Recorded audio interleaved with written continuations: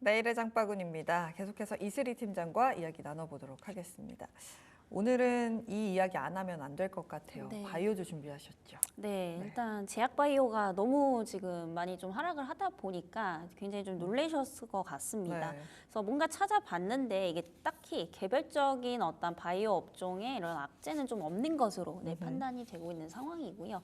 단순히 이제 금리 인하에 대한 어떤 이제 우려감들 이런 부분들이 조금 발목을 잡고 있는 게 아닌가 이렇게 좀 판단이 되고 있습니다. 그래서 아무래도 이제 제약바이오주들이 그동안 이제 상승 탄력이 붙었던 이유가 결국에는 이제 금리 인하에 따른 기대감이었거든요. 그래서 여기서 사실 가장 큰 수혜를 볼 수 있었던 것은 제약바이오였습니다만 이게 트럼프가 당선이 되고 나서부터 이제 뭔가 인플레이션에 대한 어떤 우려감들이 좀 있는 그런 상황이라고 좀 보시면 될 것 같고요. 그래서 앞으로 이제 고금리 기조가 이어지는 게 아니냐 이런 우려감들이 오히려 지금 바이오를 좀 끌어내리고 나서 그런 수급들이 지금 트럼프 트레이딩 관련주로서 조금 퍼져나가고 있는 이런 상황이라고 좀 보시면 될 것 같은데 사실 저는 이게 조금 영향은 제한적이지 않을까라고 좀 보고 있는 상황입니다.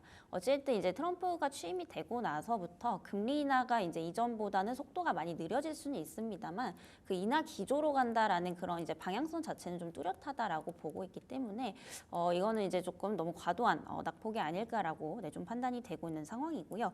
어쨌든 지금 바이오 시장은 전체적으로 성장을 하고 있는 그런 상황이라고 보시면 될 것 같습니다. 그래서 뭐 사실 대부분의 지금 기업들이 어닝 쇼크보다는 어닝 서프라이즈를 아직까지도 많이 발표를 하고 있고요.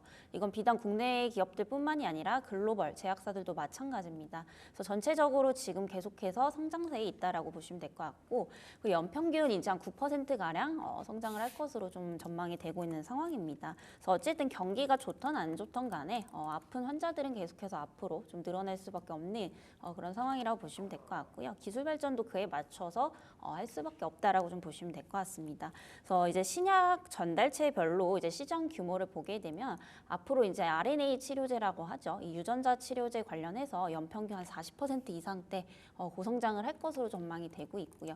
또 ADC 항체 약물 접합체죠. 이 ADC 시장도 앞으로 연평균 25% 이상 또 고성장을 할 것으로 보이고 있습니다. 그리고 뭐 펩타이드 약물 치료제라든지 이쪽 부분도 연평균 한 10%대 고성장을 할 것으로 보이고 있고요.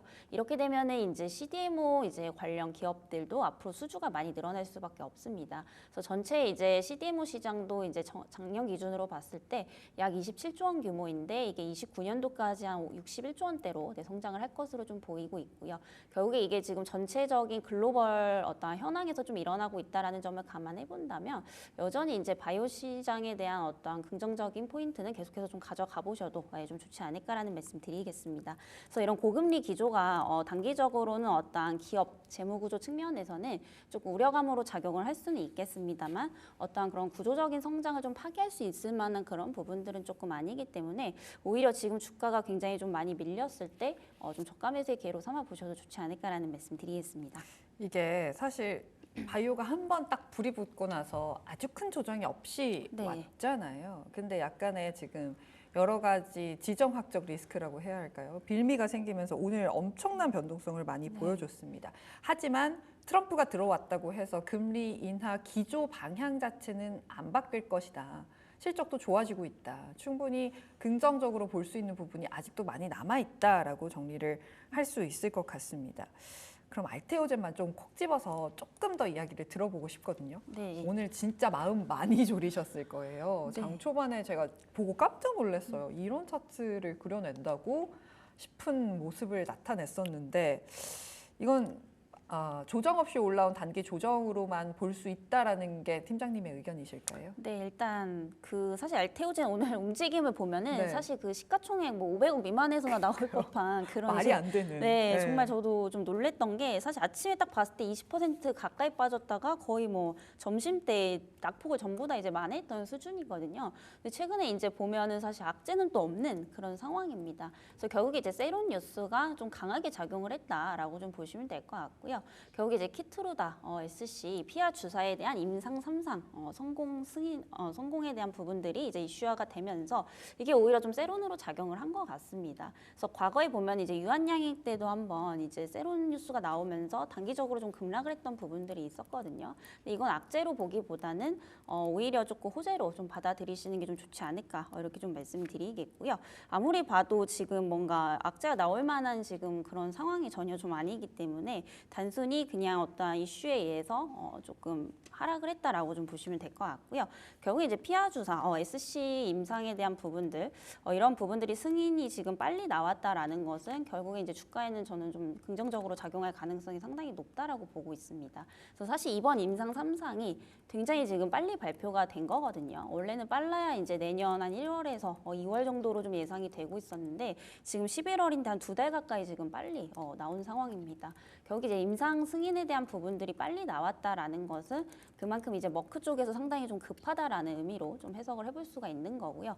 그만큼 이제 제품 출시도 빨리 될 수밖에 없다라고 좀 보여지고 있습니다. 그래서 FDA 승인도 앞으로 이제 내년 1월에 신청을 할 것으로 좀 보이고 있고요. 그리고 출시도 이제 26년 이제 초로 훨씬 더 빨라지게 되는 상황이기 때문에 사실 이렇게 되면 회사 입장에서는 이제 로열티 수령도 더 빨라질 수밖에 없다라는 거거든요. 그럼 그만큼 이제 실적이 좋아지는 시기가 훨씬 더 빨라질 수밖에 없다라는 이제 측면에서 본다면 오히려 실적적인 측면에서는 저는 좀 긍정적으로 좀 보셔도 좋지 않을까라는 말씀 드리겠습니다. 그래서 키트루다 SC 이거 기술료만 하더라도 최소한 1조 4천억 정도로 좀 예상이 되고 있는 상황이고요. 그리고 최근에 이제 그 에너투라고 하죠. 그 이제 에너투라고 일본의 이제 다이치 상쿄의 이제 ADC 신약이라고 좀 보시면 되는데 이거 역시도 이제 피하 주사로 바꿀 수 있는 제형 개발을 위한 이제 독점적 라이선스 계약을 또 체결을 한 상황입니다. 그래서 앞으로 이제 마일스톤만 하더라도 최소한 이제 3조 원대 이상은 받을 수 있을 것으로 보이고 있기 때문에 어떠한 실적에 대한 부분들까지 우리가 좀 감안을 해본다면 여기서 추가 프리미엄은 더 붙어야 되지 않을까라고 보고 있고요. 다시 한번 이제 정고점을 향해서 달려나갈 수 있다라고 보고 있습니다. 그래서 지금 내년에 보면은 사실 지금이 이제 또 역사상 최저점일 수가 있는 부분이거든요. 그래서 바이오 같은 경우에는 물론 이제 기업 선별이 중요하겠지만 오히려 조정이 좀 이유 없이 깊게 나온다라고 한다면 저는 조금 저가 매수의 기회로 좀 삼아 보셔도 좋지 않을까 이렇게 좀 말씀드려보도록 하겠습니다. 네, 알테오자인 코멘트도 좀 자세하게 들어봤습니다. 사실 뭐 일단 올해가 얼마 남지는 않았습니다만 연말까지 이제 바이오 학회도 많고요. 이제 1월 되면 JP모건 헬스케어 컨퍼런스도 있고 이래저래 호재가 남아 있는 상황입니다. 그런데도 불구하고 시장 분위기가 이렇게 좀 얼어붙다 보니까 바이오주가 이런 하락세가 나오고 있는 것 같은데요. 이제 하반기 남은 올해와 내년 초 바이오주의 향방은 어떻게 보면 좋을까요? 우선은 이제 당분간은 좀 조정은 나올 수 있다라고 저는 판단이 됩니다. 워낙에 이제 앞서서 앵커님께서도 말씀 주셨지만 너무 쉼없이 올랐기 때문에 사실 이번 조정이 좀 끝이 아닐 수도 있다라고 판단이 되고 있는 상황이고요. 결국 이제 금리 인하에 대한 부분들이 노이즈가 되면서 다시 한번 좀 조정은 크게 나올 수 있다라고 좀 보고 있기 때문에 사실 연말까지는 조금 상반기 대비해서는 힘이 좀 약할 수 있다. 저는 이렇게 좀 판단이 되고 있고요. 그래서 이런 부분들을 조금 기회로 삼으시면 좋지 않을까. 아까도 이렇게 좀 말씀을 드렸던 부분입니다. 그리고 결국에 이제 학회에 대한 부분들, 이제 결과에 대한 발표가 상당히 좀 중요하겠죠. 결국에 이제 좋은 결과를 발표를 하는 기업들의 주가 상승이 좀 이어질 가능성이 상당히 저는 높다라고 보고 있는 상황입니다. 그래서 아무래도 이제 바이오 같은 경우에는 오히려 트럼프가 취임을 하고 나서 어떠한 구체적인 재정 방안이라든지 이전 금리에 대한 어떠한 정책에 대해서 좀 언급을 자세하게 했을 시에 오히려 불확실성이 좀 해소가 되지 않을까라는 관점에서 본다면 내년 이제 한 1월 정도는 좀 지나야 상황이 좀 좋아지지 않을까 이렇게 좀 보고 있는 상황입니다. 네. 그래서 아무래도 시장의 변동성이 지금 너무 좀 심각한 수준이기 때문에 네. 추가적인 좀 하락이 나올 수 있다라는 점에서 대형주 위주 단으로 조금 분할 매수 전략, 코스트 레버리지 전략을 조금 취하시는 게 좋지 않을까 이렇게 좀 말씀드려보도록 네. 하겠습니다. 마지막으로 탑픽 바로 들어볼게요. 네, 리가캠 바이오라는 종목이고요. 앞서서도 이제 ADC 관련해서 잠깐 조금 언급을 드렸었는데 이 ADC 같은 경우에 이제 그 항체 약물 접합체라고 좀 보시면 될 것 같습니다.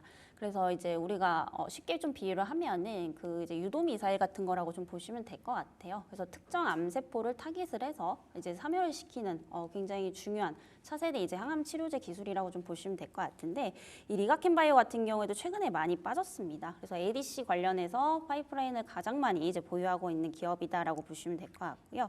최근에 이제 일본의 또 오노약품에 이 ADC 항암 신약 물질을 또 이제 공급을 해주면서 여기서 또 이제 마일스톤을 또 수령한 것으로 판단이 좀 되고 있는 상황이고요.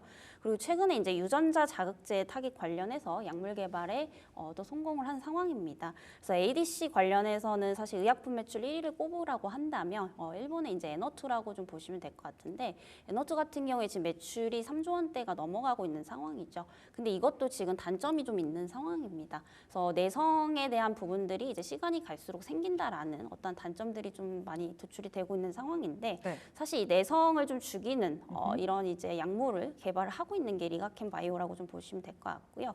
이거를 지금 유전자 자극제로 관련해서 지금 개발에 지금 성공을 한 상황입니다. 네. 그래서 앞으로 이제 이런 기술에 대한 부분들도 기대 가치가 좀 높아지고 있다라고 좀 보시면 될 것 같고요. 그리고 내년에 이제 본격적으로 또 흑자 전환이 좀 기대가 되고 있습니다. 사실 리가캠에서 가장 약점이라고 꼽는다라고 하면은 실적에 대한 부분들이거든요. 그쵸. 그래서 영업이익이 사실 이번 연도까지 봤을 때 한 5년 연속 적자가 좀 지속이 될 것으로 보이고 있는 상황입니다. 그럼에도 다행인 것은 작년 대비해서는 그 적자 폭이 상당히 많이 좀 축소가 될 것으로 보이고 있고요. 네. 작년에 영업이익이 한 마이너스 800억대였는데 올해는 한 마이너스 100억대로 축소가 되면서 내년부터는 본격적으로 이 마일스톤에 대한 부분들이 반영이 되면서 흑자 전환을 할 것으로 좀 네. 보이고 있습니다. 그래서 리가켄바이오 역시도 최근에 지속적인 좀 하락이 이어지고 있다라는 점에서 분할 매수 관점으로 좀 접근을 해보시면 좋겠다라는 말씀 드리도록 하겠습니다. 네, 지금까지 오로라 투자자문의 이슬희 팀장이었습니다. 오늘 이야기 잘 들었습니다.